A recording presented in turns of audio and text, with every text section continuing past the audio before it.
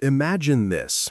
On a hill outside Barberton, Ohio, once stood a house that felt less like a home and more like a city carved from stone.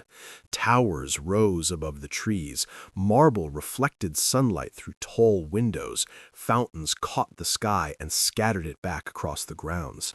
The estate was called Anodyne Farm, and from the moment it appeared, it announced something bold and dangerous. This was not built to be modest, and it was not built to be temporary. It was beautiful, unquestionably so.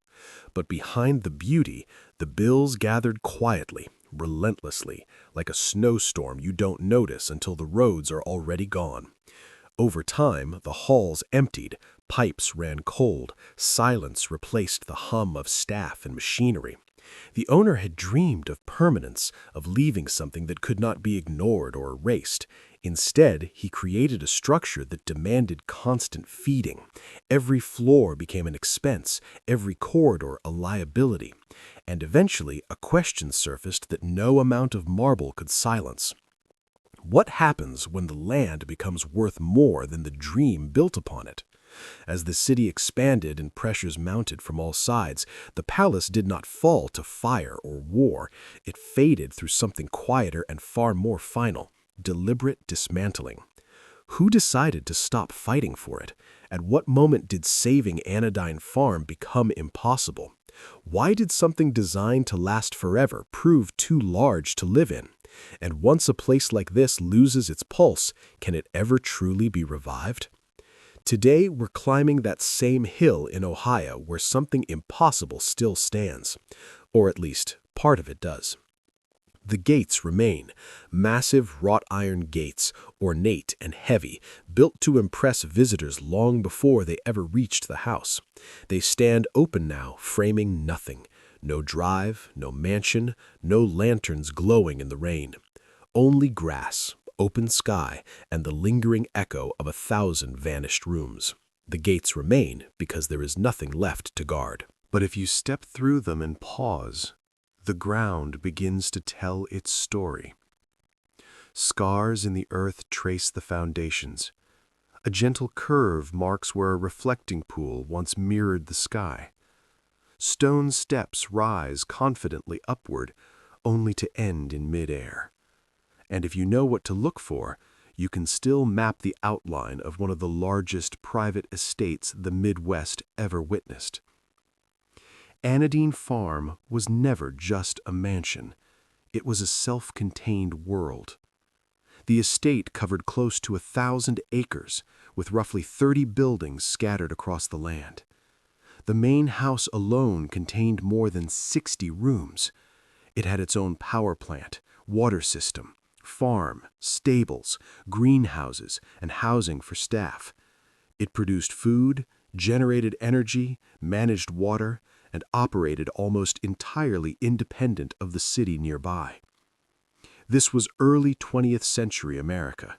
While much of the country still relied on outhouses and oil lamps, Anodyne Farm featured steam heat, electric lighting, indoor plumbing, hand-cut stonework, imported marble, and rich mahogany interiors. It wasn't just advanced, it was decades ahead of its time. And that was precisely the problem, because maintaining such a world came at a staggering cost. Accounts differ, but historical records suggest the estate consumed tens of thousands of dollars every single month just to function. At a time when the average American worker earned less than $500 a year, Anodyne Farm burned coal by the ton just to stay warm. The boilers never rested. The gardens required near military levels of manpower. Paint peeled, plaster cracked, roofs leaked, windows shattered. Every winter meant frozen pipes. Every storm meant damage. Every season brought a new stack of invoices. Unlike Europe's great estates, propped up by centuries of inherited land, titles, and rents, Anodyne Farm had no deep historical cushion. It rested on something far more fragile. One man, one fortune, one vision. When that fortune slowed, when industries shifted, when economic pressures tightened, The house offered no mercy.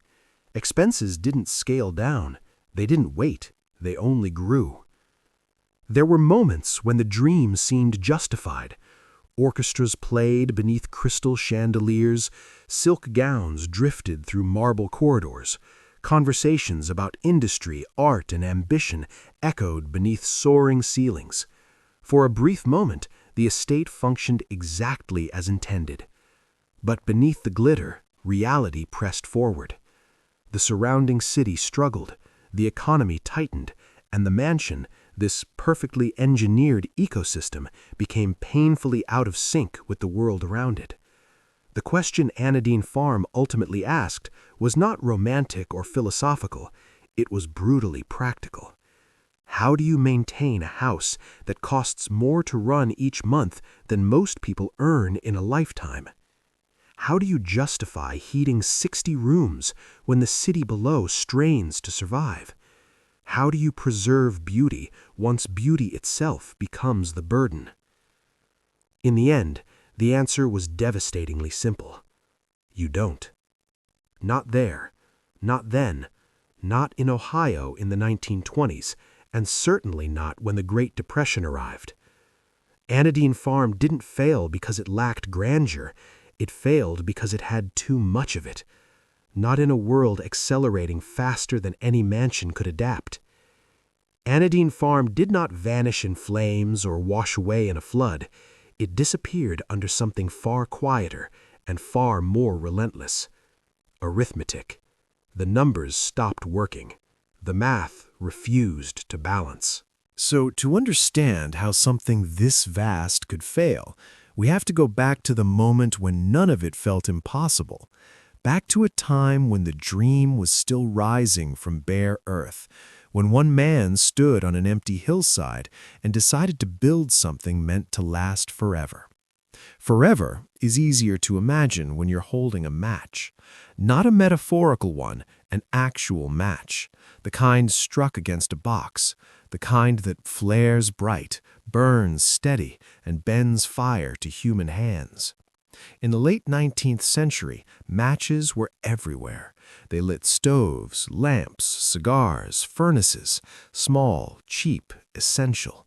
And if you could make them better than anyone else, by the millions, you could turn wood and phosphorus into something far more powerful, money. Ohio Columbus Barber understood this with remarkable clarity.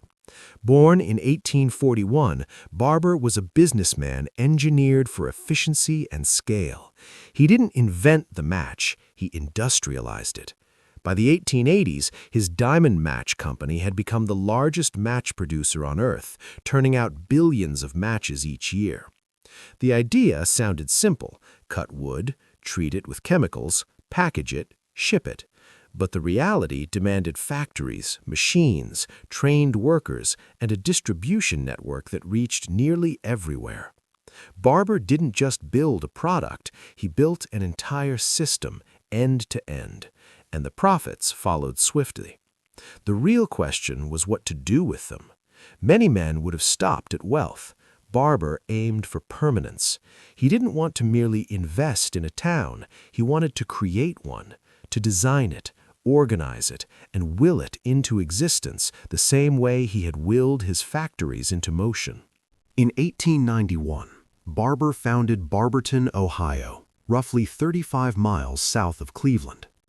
The plan was elegant in its simplicity. Bring industry to the land. Bring workers to the industry. Let prosperity flow between both. Matches would anchor the economy. Other factories would follow. Barber would provide jobs, housing, and infrastructure. Families would find stability. And Barber himself would leave something more enduring than any wooden splint that ever carried a spark. At first, the plan worked. Barberton grew rapidly. New plants opened. Rail lines tied the town to Cleveland and Akron. Lake Anna, a man-made reservoir, supplied water and public green space. Streets filled with workers and children. Shops appeared. Schools rose. Within a decade, empty farmland had transformed into a functional industrial community. Newspapers praised the Match King. and by most measures he had delivered. But payrolls and smokestacks weren't enough. Towns need more than wages. They need aspiration. They need beauty. They need a symbol that quietly declares, "This place matters, and this place will last." Barber chose to raise that symbol on a hill.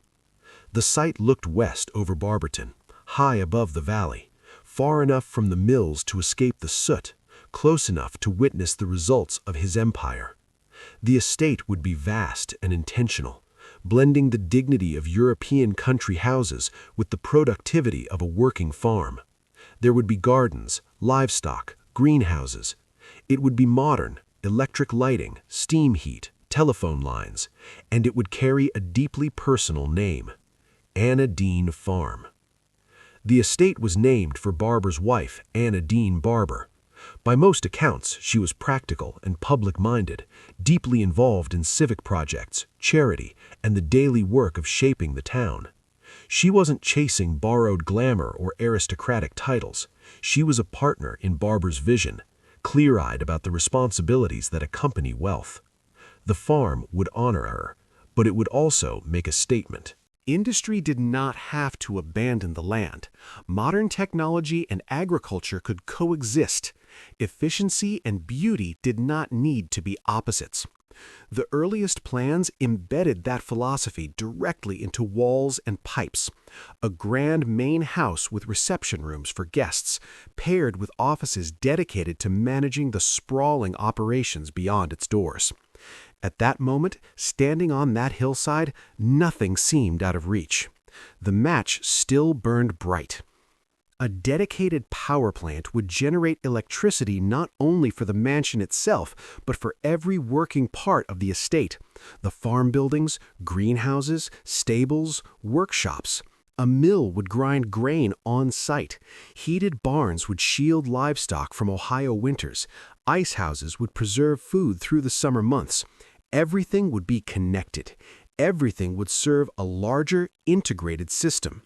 This was not extravagance for its own sake. It was efficiency scaled to an unprecedented level. And the budget matched the ambition.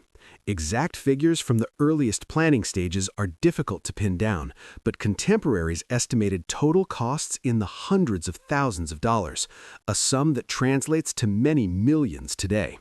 At the time, Barber could afford it. The match trade was still booming. Diamond match profits flowed steadily. Barberton thrived. The timing felt ideal.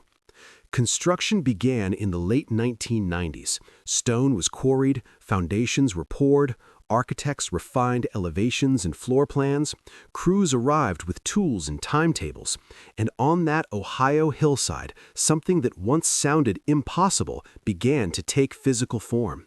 Walls rose, pipes were laid, systems were threaded beneath the ground. What no one pressed too hard, what perhaps could not be asked amid so much momentum, was whether a dream built at this scale might one day become impossible to sustain. That answer would come later. For now, the work continued, and as it did, the project evolved. What began as plans for a substantial country estate, impressive, yes, but still within reason, expanded step by step into something else entirely. With every revised drawing, every new meeting with architects and engineers, Barber's vision grew. The main house expanded into a grand residence, into a sprawling palace. Farm buildings multiplied, infrastructure thickened into a dense, sophisticated web. By the early 1900s, Anna Dean Farm had crossed an invisible line. It was no longer simply a home with agricultural support. It had become a small kingdom. Even the name carried an argument. This was not called Barber Estate or Hilltop Manor, titles common to Gilded Age displays of wealth. It was personal. Anna Dean Farm. A farm named for a woman suggested land, family, and continuity rather than spectacle alone. That distinction was intentional. Barber wanted function as much as show. He believed modern wealth could elevate agriculture, that industry and tradition did not need to oppose one another. Technology could serve the land. Efficiency could coexist with beauty. The early designs made that philosophy visible in brick and stone. Yes, the main house would be grand, 3 stories of masonry with reception rooms for guests, spaces for music and art, and suites for entertaining. But it would also contain offices and workrooms dedicated to managing a real working farm. In the drawings, a ballroom sat beside a business office. A conservatory filled with tropical plants stood near a telegraph room connected to Barber's industrial network. Leisure and labor shared walls. Beyond the main house, the estate's systems multiplied. The power plant became the heart of the property, generating electricity not only for lighting, but for water pumps, heating, and machinery. Steam boilers sent heat through an underground lattice of pipes to every building on the grounds. A water tower maintained pressure. Drainage tiles kept low areas dry. Telephone lines linked the mansion to stables, greenhouses, and workshops, ensuring constant communication. The greenhouses themselves were not decorative, they were working tools, vast glass structures heated year-round, forcing flowers and vegetables through Ohio winters. The stables housed dozens of horses, not just for transportation, but for breeding and showing, a statement of standards and care. Barns held cattle, pigs, and poultry. Silos stored grain. Workshops handled repairs. Staff housing kept skilled workers close to jobs that never truly stopped. This was a machine disguised as an estate, and the money kept pace with the scale. Early estimates placed total costs between $300,000 and $500,000, astonishing sums for the era. For context, a comfortable middle-class home in Barberton might cost around $2,000. A factory worker earned roughly $500 a year. Barber was prepared to spend the equivalent of 1,000 workers' annual wages on a single integrated property. He could afford it, at least then. Diamond Match still printed profits. Barberton continued to grow, and Barber understood what this place could mean, not only for himself and Anna, but for the town below. Anna Dean Farm would stand as a working symbol of success, proof of what industry could build, proof of what a locally rooted future might look like. At this stage, nothing felt excessive, nothing seemed unsustainable. The systems worked, the vision held, and the hill still believed in forever. It was meant to be more than a private retreat. Anna Dean Farm would host gatherings, welcome visitors, employ neighbors, and buy from local suppliers. It would be a home and a statement at the same time, private in ownership, public in inspiration. A living example of what thoughtful industry could create. In the early construction seasons, that promise felt real. Stone was quarried and carefully set. The power plant rose from the ground. Foundations for the main house locked themselves into the hillside. Each day the slope filled with masons, carpenters, electricians, and plumbers. The site throbbed with ordered work. Schedules held, materials arrived, progress was visible. Barber walked the grounds often, inspecting details, adjusting course, watching legacy translate into walls, pipes, and light. Anna Dean Farm was meant to demonstrate care for land, for town, for tomorrow. It aimed to prove that a match manufacturer from Ohio could build something as poised as a European country seat and as modern as any American innovation. Something that might endure as long as stone, steel, and discipline could make endurance real. But the shift had already begun. Almost unnoticed, the dream started to tip into something heavier. Vision became load. Monthly expenses climbed before the last rafters were even set. The scope continued to creep. What began as a country house with a working farm expanded into something larger, more intricate, and far more expensive than anyone first imagined. In those bright building years, with the power plant humming, the house climbing, and the horizon still wide, the hidden price stayed out of frame. The bills would arrive later. They always do. Before the grandeur came the systems. Anadine Farm was not merely built, it was engineered. Every grand room, every carved banister, every marble fireplace depended on an unseen grid threaded beneath floors and buried inside walls. Water, heat, electricity, drainage, communication. Without that hidden machinery, the house could not function. Installing it demanded a level of technical precision that few private residences ever attempted. Start with the power plant. It stood in its own structure, separate from the main house, but bound to it by underground conduits. Inside were coal-fired boilers, steam turbines, and electrical generators. The plant produced enough current to light not only the mansion, but the greenhouses, stables, workshops, and staff quarters scattered across the grounds. It ran continuously. Coal arrived by the ton on short rail spurs. Firemen fed furnaces, monitored gauges, serviced valves. The work followed the clock. Boilers came online before dawn, so heat and hot water were ready when the household stirred. Output rose through the busy hours, eased slightly at night, but never fully stopped. Power, once created, demanded constant attention. The electrical network alone was a massive undertaking. Wiring had to be threaded through stone and plaster. Fixtures were installed room after room, switches, outlets, fuse boxes, redundancies. While much of America still relied on gaslight or candles, Anadine Farm glowed with electric chandeliers, wall sconces, reading lamps, and even exterior lights that washed the terraces after dark. It was spectacular, it was modern, and it was costly to maintain. Water posed its own challenges. A tall tower held thousands of gallons drawn from wells and reservoirs, pressurized to feed the entire estate. Hot water required additional loops. Boilers in the power plant heated it and sent it through insulated lines to baths, kitchens, and laundries. Cold water had to reach stables and greenhouses. Drainage had to carry waste safely down the slope without contaminating the supply. The engineering was intricate.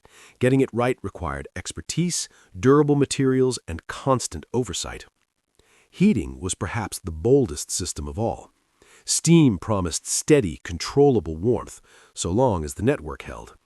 Underground mains carried steam from the plant to radiators in the main house and outbuildings alike. Lines had to be correctly pitched, properly insulated, carefully maintained. Leaks bled fuel, frozen runs killed heat. Repairs meant cutting trenches, replacing pipe, and tamping earth back into place. Ohio winters punished mistakes.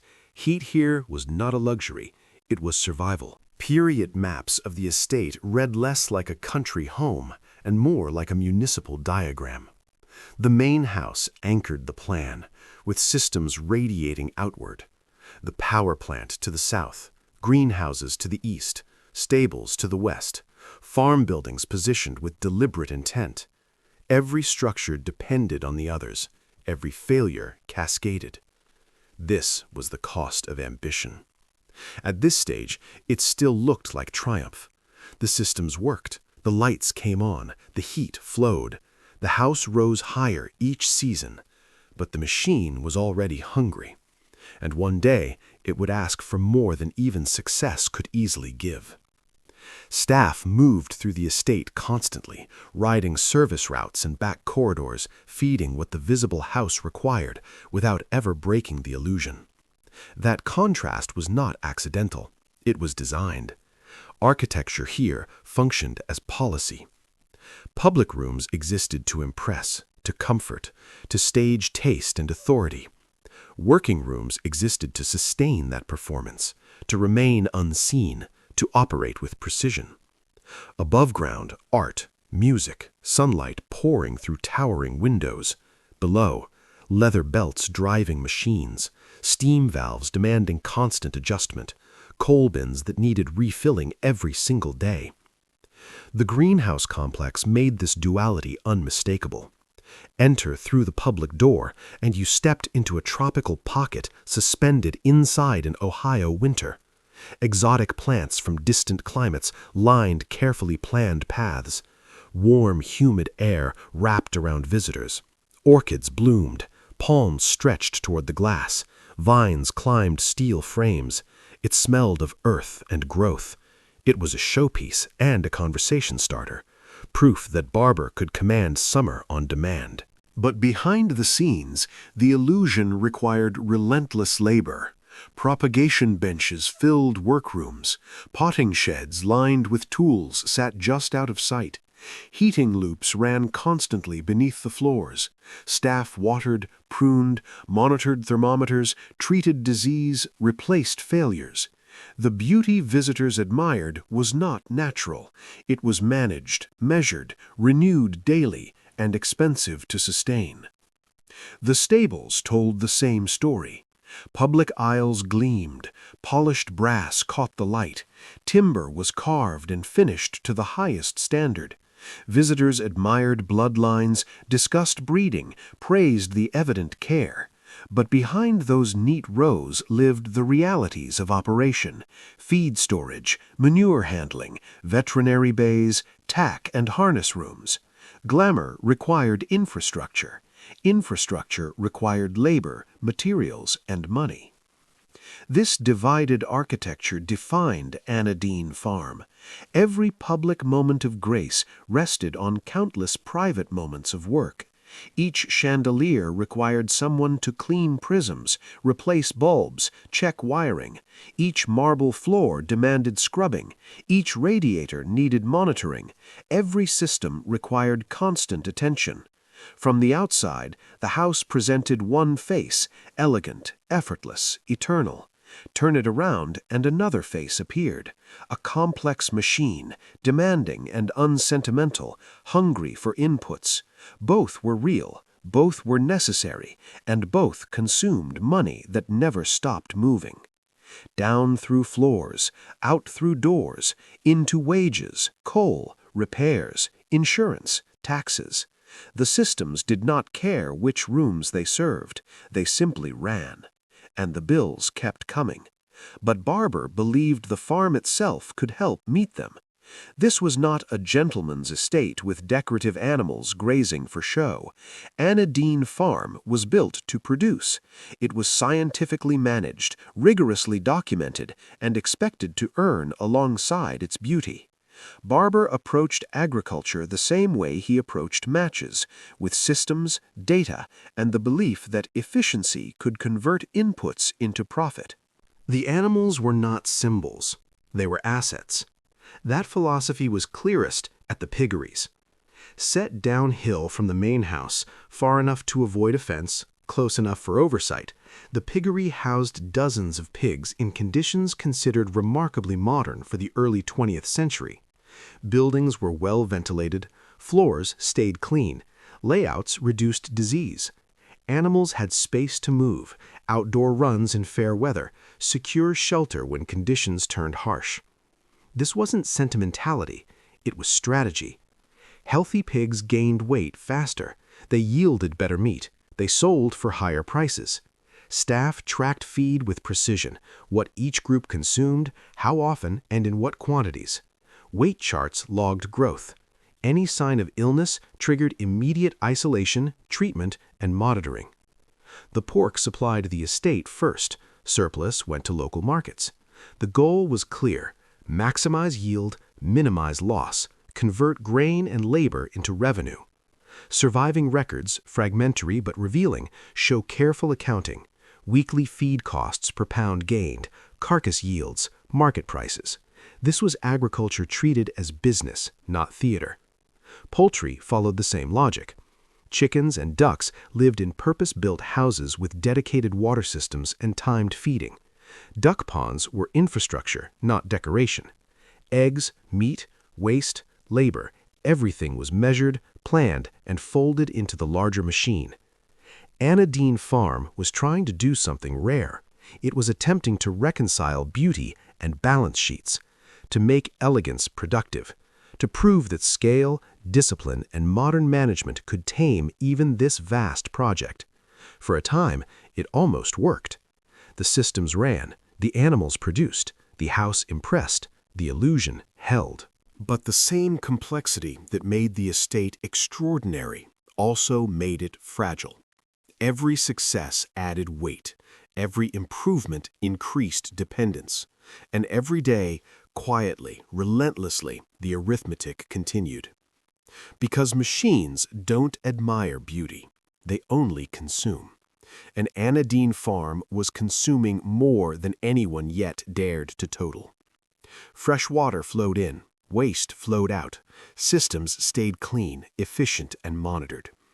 Every part of the operation depended on order. Poultry staff gathered eggs daily, counting carefully, recording totals, noting which birds laid consistently and which fell behind. Poor performers were culled, reliable layers were kept for breeding. Hundreds of eggs left the nests each week. Some went directly to the mansion's kitchen. Others were sold to shops and restaurants in Barberton. The income was modest, but it was real. Every dozen recovered a few cents, trimming a sliver from the constant financial drain required to keep the estate alive. The stables housed the farm's most valuable animals. Horses bred for saddle, carriage, and the show ring stood in carefully finished stalls. Barber invested in quality bloodlines, animals capable of winning ribbons and commanding stud fees. Their care reflected that ambition. Daily grooming, regular exercise, premium hay and grain, immediate veterinary attention at the first sign of trouble. Nothing was left to chance. But first-rate care carried first-rate costs. Farrier visits, specialty feed, training time, show entry fees, skilled stable hands paid not simply to work, but to work correctly. The horses dazzled visitors. They fueled admiration and conversation. They symbolized refinement and success. They also consumed cash at a steady, unforgiving pace. Breeding fees and occasional sales brought money in, but rarely enough to match what went out. Cattle grazed the surrounding pastures and paid their share in dairy and beef. The dairy supplied milk, cream, and butter to the main house. Surplus went to buyers in town. Beef cattle were finished for meat, slaughtered on-site or sold through market channels. Once again, everything was recorded: feed costs, veterinary expenses, yields, sale proceeds. Over time, these numbers formed a clear picture of what farming at this level actually required. And the ledgers told an uncomfortable truth. Yes, the farm produced eggs, pork, milk, beef, and stud fees, but it did not produce enough, not nearly enough. In a strong year, agricultural income might cover a fraction of monthly operating costs, perhaps 1/10, maybe 1/5 at best. The rest still depended entirely on Barber's industrial fortune. Anadine Farm was humane. It was well run. It was impressively organized. It stood as proof of what modern methods could achieve when backed by capital and expertise. But it never became the thing Barber wanted most, a self-supporting enterprise that justified itself through profit. The animals thrived, the systems worked, the books were precise. But arithmetic does not bend to intention. The farm was a cost center dressed in a business plan, handsome, functional, and ultimately reliant on money flowing from elsewhere. The ledgers revealed the truth without drama and without mercy. This could not pay for itself. Still, for one night, perhaps a few, it didn't matter. Imagine a perfect evening. Summer around 1910 or 1911, Anadine Farm at its absolute peak. Every system in tune, every light alive, grounds cut to a razor's edge. The main house filled with guests, business associates from Cleveland and Akron, civic leaders from Barberton, friends and family gathered to honor success. Music drifted from open windows, laughter chimed in the warm air. The approach alone made an impression. Carriages rolled up the long drive, followed by the early automobiles Barber had begun to favor. Gates stood open in welcome. Trees arched overhead, forming a green canopy along the lane. Then the house rose from the hillside, lit from within and below. Every window glowed. It felt theatrical, deliberate. This was more than a residence. It was a declaration. Inside, the working organism became a stage. Service corridors stayed invisible. Machinery murmured softly in the basement. Staff moved like air. Glasses refilled, plates cleared. Perfection maintained without drawing attention. Above, the public rooms shone. In the music room, a small orchestra, violins, perhaps a cello, with piano anchoring the sound, played popular tunes and waltzes, refined enough to signal taste, inviting enough to draw guests onto the floor. The dining room turned productivity into spectacle. Fresh vegetables from the greenhouses, arranged with care. Pork from the piggery, transformed by skilled cooks into fine dining. Milk, cream, and butter from the dairy. Yes, there was imported wine and luxury delicacies, but also undeniable proof that Anadine Farm could feed itself magnificently. For that night, everything worked. The expense felt justified, the future felt secure, and in the glow of chandeliers and music, no one asked the question that waited quietly in the ledgers downstairs: how many nights like this the arithmetic would allow. The meal was more than nourishment, it was a statement. Every course served that night carried meaning. This was not simply dinner, it was proof.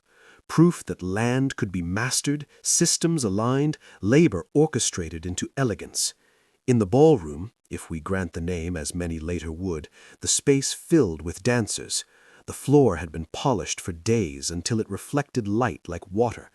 Above them, the chandelier seized every candle and bulb and scattered brilliance across faces flushed with motion and pride. Young and old moved through formal sets that required rehearsal and memory. This was not casual amusement. This was culture, deliberately staged, unfolding in industrial Ohio.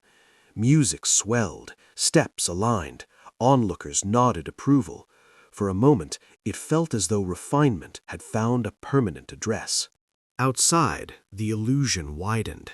Lanterns traced pathways through deep garden shade, guiding guests into the night. The reflecting pool captured both moonlight and the mansion's glow, doubling each into something almost unreal. Fountains stitched sound into the darkness, water catching light mid-arc before falling back into shadow. A guest could step away, breathe cool air, trade a few quiet words, and feel impossibly distant from the factories and rail yards that had financed this dream. Even the greenhouses glowed. Against their glass walls, silhouettes of palms pressed outward, visible even after sunset, a fragment of perpetual summer held captive in Ohio's soil.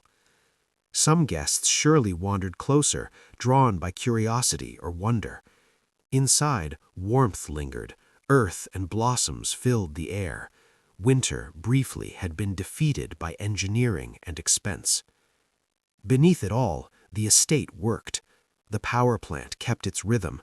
Near the stables, lamps burned where crews monitored systems through the night. Turbines spun, boilers held pressure, steam moved silently through buried mains, delivering heat and hot water to rooms above. Comfort arrived without explanation. Guests never needed to ask where it came from. Dozens labored to sustain that single evening. Musicians, servers, cooks, cleaners, engineers, drivers, each contributed a thread to the night's fabric. Barbara and Anna moved through the crowd, receiving praise, fulfilling the roles they had carefully written for themselves. Benefactors, visionaries, living evidence that industry could purchase beauty, order, and admiration. This house, this night, this moment, it felt like vindication. Look at what we built. Look at what we achieved. For one evening, perhaps that was enough. Perhaps the bills fell silent. Perhaps arithmetic loosened its grip.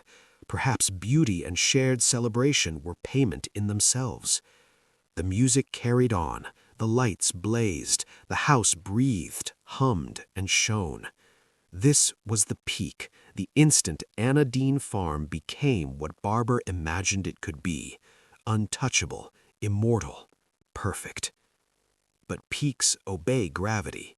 What rises must eventually descend, and when the decline began, it did not arrive suddenly or loudly. It came slowly, quietly, almost politely, so quietly that few noticed at first, yet it was no less certain. The earliest cracks were not visible. They did not appear as broken plaster or leaking ceilings, not yet. The first damage was financial, systemic, the kind of erosion that happens one bill at a time, one repair, 1 year where expenses quietly outpaced income. You don't see it immediately. You recognize it only later, when patterns reveal themselves and reversing course would require the one thing you cannot afford: less house. Fuel costs led the way. Coal prices shifted with markets Barber could not control. 1 year, a ton cost one figure, the next it climbed by a fifth. The power plant was indifferent. It burned what it needed to keep lights on, water hot, and heat steady. In a typical winter, the estate consumed hundreds of tons. A mild season eased the strain. A harsh one punished it. Weather ignored budgets. Precision accounting became impossible. Maintenance followed. The roof began to leak, not dramatically, not all at once. Slate aged under wind and rain. Repairing a roof of this scale was no small task. It required scaffolding, skilled labor, and specialty materials sourced from suppliers who priced for wealth. One section repaired this year, another 2 years later. Invoices accumulated quietly, each one simply meant to keep water out. Insurance climbed alongside everything else. To underwriters, a property this vast and complex represented concentrated risk. Fire alone could erase millions. Add storms, theft, liability. A single guest slipping on a staircase carried a price. Premiums rose annually. Going without insurance was unthinkable. Paying meant diverting funds from repairs, from upgrades, from resilience. And so the descent continued, not with collapse, but with subtraction, slow, relentless, invisible at first. Long before the walls cracked, the numbers already had. Equipment aged in place. Turbines at the power plant demanded constant attention, parts replaced, assemblies overhauled. Boilers required inspections, repairs, even full rebuilding over time. Pipes corroded, electrical lines developed faults, pumps failed.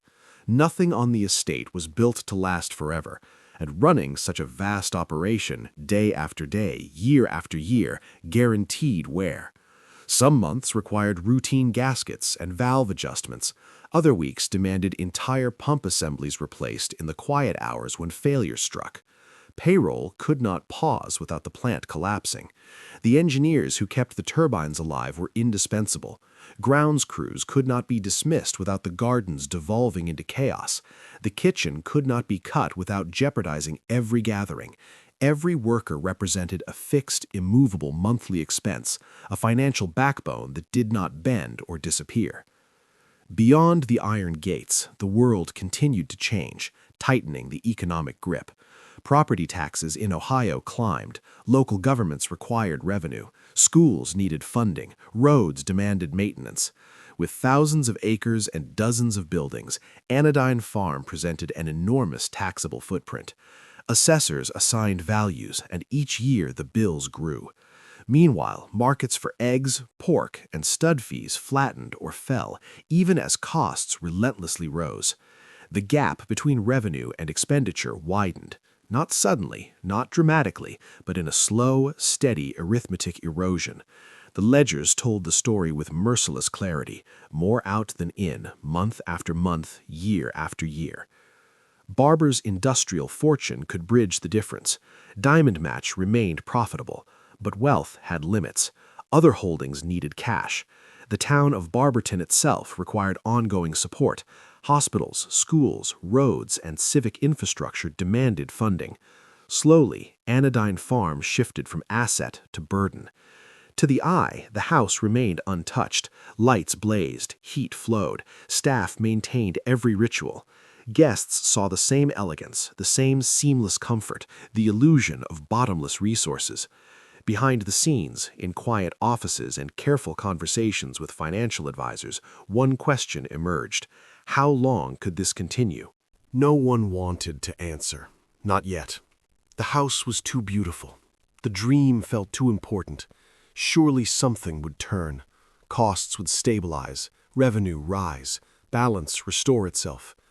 It did not. Arithmetic, unfeeling and absolute, told a different story. Yet hope persisted. Inertia held. No one wanted to voice the impossible truth, not when good was still being done, not when pride and ambition were so entangled. And Barber was still doing good.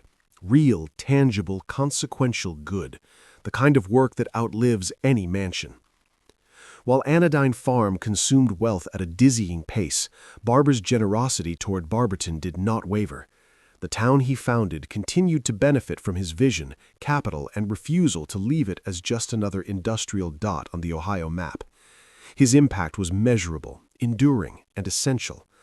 The hospital stands as a prime example. In 1913, Barber donated land and major funding to establish Barberton Citizens Hospital, not a token clinic, not a bare-bones ward, but a modern facility with trained staff, surgical capability, and contemporary medical equipment. For a working town, this was transformative. Injured mill workers had a place to go, women could deliver safely, illness received proper care, lives were saved. Tens of thousands of dollars were spent, perhaps more, but the commitment was unmistakable.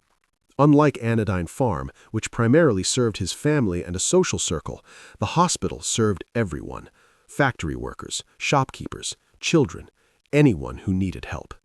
Here, wealth fulfilled its highest purpose: meeting real needs, creating lasting public benefit. Barber's philanthropy did not stop with medicine.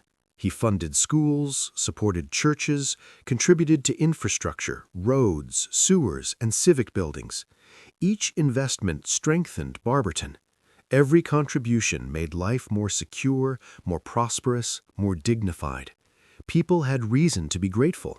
They could see, touch, and experience the results of careful planning and deliberate generosity. Barberton became more than a town. It became a testament to what wealth, guided by conscience and vision, could achieve. Even as Anodyne Farm strained the family's coffers, these civic acts ensured that Barber's legacy extended far beyond the estate's stone walls and gilded halls. The mansion might demand endless money to exist, but the town, the hospital, the schools, the roads stood as evidence that Barber's influence could be measured not just in private grandeur, but in the enduring welfare of an entire community. Anodyne Farm would falter. Its bills would arrive with relentless regularity. Its systems would age, creak, and break. Yet Barberton, built on intention and investment, would thrive. In the calculus of history, perhaps that was the greater achievement: a legacy not confined to walls, but lived every day by the people it served. Barber was more than an employer. He was a patron, a civic advocate, a man who gave people not just work, but a community equipped to thrive. The pride he must have felt was immense, legacy with weight. Anodyne Farm impressed, Barberton Citizens Hospital healed, schools educated, infrastructure kept daily life running for thousands. If Barber had to choose between private luxury and public good, the record suggests he valued both, but understood which truly mattered. Here lay the cruel irony. The more he invested in Barberton, the harder it became to sustain Anodyne Farm. Every dollar toward the hospital was a dollar not spent replacing slate and flashing. Every gift to schools was money not buying coal for the plant. admirable, necessary, and right, but drawn from the same finite fortune meant to keep both civic generosity and private splendor alive. The ledgers are blunt. Agricultural income was modest, trending downward. Rents from Barberton properties remained steady but insufficient. Industrial dividends were strong, but increasingly earmarked for public needs. Meanwhile, operating costs at Anodyne Farm rose relentlessly. The shortfall between what the estate earned and what it cost to run amounted to tens of thousands of dollars annually, covered from Barber's other assets, the same funds supporting hospitals and schools. The math was unrelenting. Keeping Anodyne Farm fully operational cost more each year than many public projects. Monthly utilities alone could cover a teacher's annual salary. Staff payroll exceeded the budgets of some civic departments. Property taxes on the estate could have paved streets, upgraded water lines, or funded countless practical improvements. Barber was not naive. He recognized the imbalance. But to abandon Anodyne Farm or even scale it back would be to admit that the dream could not conquer arithmetic. It meant acknowledging that the house bearing his wife's name, built to last forever, had a horizon. So he pressed on, paying both sets of bills, funding the hospital while heating the mansion, supporting schools while keeping the greenhouses alive, giving to the town while sustaining Anodyne Farm. He tried to do it all, knowing he could not, hoping for some turn of fortune to make it possible. The gifts kept flowing into Barberton. Checks covered the estate. The gap kept widening. Barber's generosity was real, tangible, consequential. The hospital saved lives. Schools shaped generations. The town prospered because he cared enough to invest. Yet each gift made saving the house harder. And the house increasingly needed saving from things that should have been trivial but weren't. Not fires, not floods, not dramatic disasters. The cuts came from the ordinary.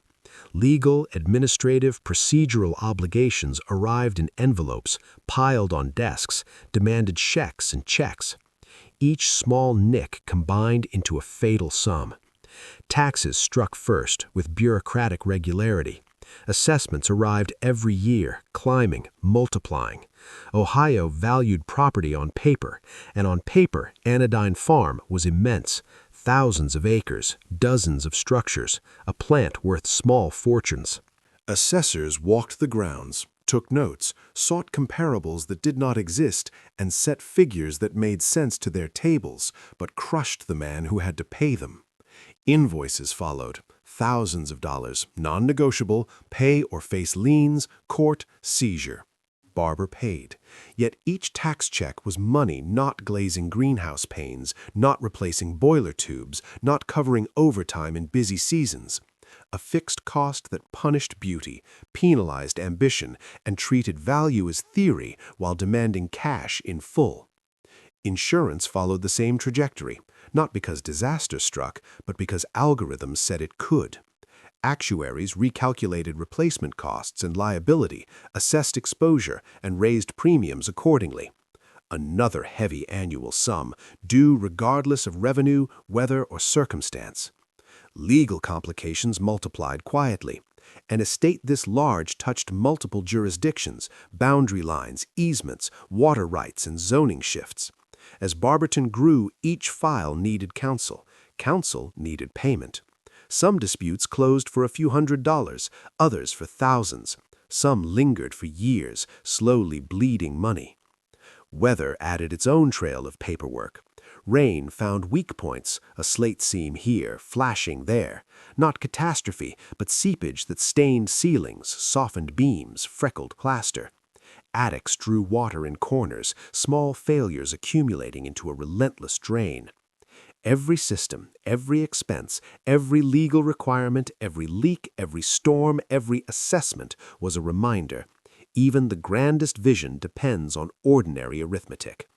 And while Barber could sustain the illusion for a time, the invisible erosion of money and labor steadily, quietly, relentlessly chipped away at the dream. The structure still stood, proud and imposing, but surfaces suffered. Guests noticed. Staff logged it. Repairs went to triage. Public rooms first, hidden spaces later. Delays allowed damage to spread, and spread meant larger bills. Compliance had become a profession in itself. Permits for alterations, inspections, new codes for electric, plumbing, and drainage, fees, applications, approvals. Specialists were hired just to navigate the paperwork. What once seemed simple, what crews once built swiftly, now moved through layers of process. Time slowed, costs grew. Then came the petty abrasions, late invoices for months-old work, vendors inching up prices, suppliers tightening credit, not from insolvency, but because volume meant some payments lagged, late fees accumulated, interest mounted. Penalties for missed stamps and deadlines, each small, each cumulative. Staff read the signals no guest ever should. Furniture was discreetly tagged for potential sale, not for lack of beauty, but for liquidity. Marble mantels moved into storage, silver was inventoried, paintings appraised. Nothing left the house yet, not officially, but the preparation spoke volumes. If cash were needed quickly, these could go. Outwardly, the estate appeared unshaken. Lights burned bright, heat washed the corridors, lawns remained exact. Yet the folders told another story. Ledgers ran red, tax notices stacked high, insurance schedules, legal correspondence, and repair estimates formed towers of obligation. Administration had grown as heavy as maintenance. Barber was wealthy, but wealth is not infinite. The house behaved as if it required infinity. The paper cuts kept coming, small wounds, constant bleeding. No bandage could bind them, no fix could halt it. Gradually, quietly, the house began to empty, not in a single dramatic gesture, not with headlines or formal farewells. Staff numbers thinned first. Vacancies from retirements or resignations went unfilled. The grounds crew shrank from 12 to 6, then 4. House staff combined roles, one person doing the work of 2, then 3. Systems still demanded tending, but corners could be trimmed. Rooms were closed, radiators turned off to save heat, lawns cut to a minimum, guest wings stayed dark. Ohio Columbus Barber died in 1920 at 79. He had lived to see his match empire flourish, his town prosper, his hospital open, and his dream house burn through resources faster than any ledger could justify. Anna Dean Farm passed to his heirs, Anna herself, then his children, along with the financial decisions he had deferred. What do you do with a mansion that devours a fortune to maintain, yet cannot sell for anything near its cost? What do you do with beauty once it becomes a burden? Anna Dean Barber tried to keep the lights on. The house bore her name, a tribute and legacy her husband intended, but she faced the same arithmetic. Without Barber's industrial engine actively minting new wealth, the estate had to survive on what it produced and what remained of family capital. The gulf between those two figures was vast. The 1920s were hard on great houses everywhere. The economy wavered, labor grew costlier, taste shifted. Fewer people aspired to mimic European aristocracy, more questioned the morality of private excess. Anna Dean Farm felt out of step, not villainous, merely an anachronism. Tag sales began in the mid-1920s, euphemistically called estate sales, avoiding terms like liquidation. Furniture, art, decorative pieces, all carefully selected, beautiful, well-made items were converted into cash to cover a few months of taxes, insurance, or urgent repairs. Buyers came from Akron and Cleveland, dealers and collectors smelling opportunity. Marble mantels were moved, chandeliers lowered from their hooks. The music rooms Steinway, if the stories are accurate, found another home. Silence spread. Emptiness gathered. Rooms that once glowed now echoed. The ballroom, once alive with dancers, stood still more often than not. The dining table that had hosted 20 now welcomed family meals at one end. Greenhouses kept their warmth, but with fewer varieties, fewer exotics. Stables housed fewer horses. Farm operations shrank to a near household scale, enough to feed residents, not enough to generate meaningful revenue. The true dismantling began in the late 1920s and accelerated into the 1930s. Structures that could not be maintained were taken down. Not the main house, not yet, but the satellite buildings, those once essential wings that had supported the mansion's illusion of infinite prosperity. What had begun as a grand, fully functioning vision of luxury, industry, and innovation slowly became a shadow of itself. The glory remained, but the lifeblood that had sustained it, money, labor, and attention, was no longer sufficient. And so Anodyne Farm, a monument to ambition and devotion, entered the slow, quiet decline that all, even the grandest estates, eventually face. A greenhouse was removed when failing panes of glass became too costly to replace. A barn was demolished when rotting roofs outpaced its utility. The power plant, once the heartbeat of Anodyne Farm, likely throttled back or even shut entirely as the estate connected to the municipal grid. Each choice was practical, each necessary, yet each further diminished what the estate had once been. Then came the Great Depression. Money that might have appeared simply vanished. Buyers for fine items disappeared. Property values plunged. Taxes remained high even as the means to pay them evaporated. Buildings that lingered required constant care they no longer received. Water found paths into walls. Plaster let go. Mechanical systems failed. Slow decay became visible. Visible became structural concern. Concern became hazard. By the late 1930s, the estate, as an operating enterprise, was finished. The main house still stood, magnificent, impossible. Some rooms may have remained in use, but most were shuttered, unheated, gathering dust. Grounds that were not actively maintained went to seed. A dream, years and millions in the making, dissolved into something smaller, sadder. Abandoned real estate, without purpose, without a buyer. The last dance had ended. The music was over. Guests had gone. What remained was stone and memory, and the haunting question that had lingered from the first ledger to the last: what becomes of beauty that cannot pay its own way? Time, however, supplies its own answers. The main house was dismantled slowly, piece by piece, not as a spectacle, but as a drawn-out process that stretched across decades. In the 1940s, unsafe sections went first, collapsing roofs, loosening walls, floors no longer trustworthy. In the 1950s, more followed. Maintaining fragments proved impossible, and buyers for partial mansions were rarer than buyers for salvaged materials. Stone by stone, brick by brick, Anodyne Farm was taken apart. Marble mantels were preserved and sold, woodwork lifted and repurposed, fixtures auctioned. A house that had cost hundreds of thousands to build dwindled to scrap value and recollection. By the 1960s, the residence itself was gone. Its footprint lingered.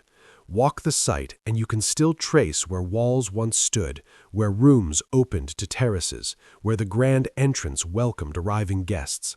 The structure returned to the earth as rubble, foundation stones slowly swallowed by grass. Not everything disappeared. The massive iron gates remain, still framing nothing, yet somehow framing everything.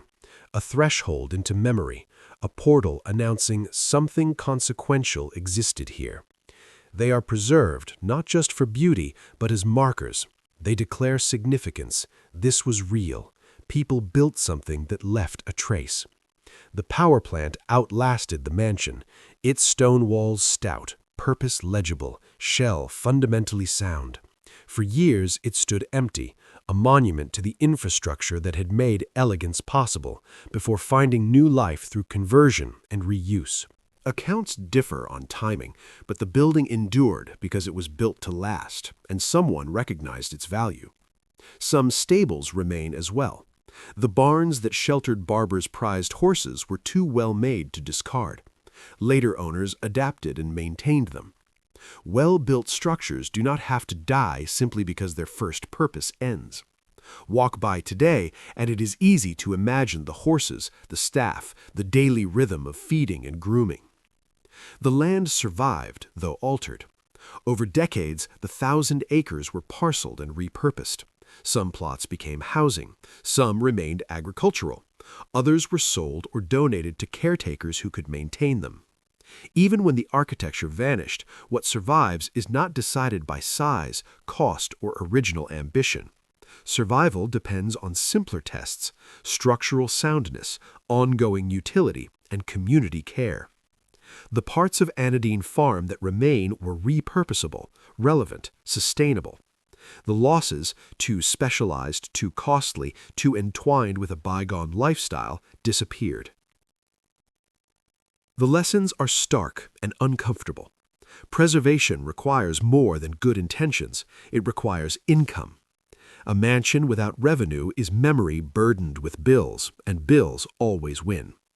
Status matters. Legal protection as a historic site can slow destruction, but cannot alone sustain life. In the end, Anodyne Farm teaches this truth: beauty without function or support cannot endure. It leaves behind traces, stone, memory, questions, but even monuments bow to time, cost, and necessity. Endowments and trusts can sustain what individual wealth cannot.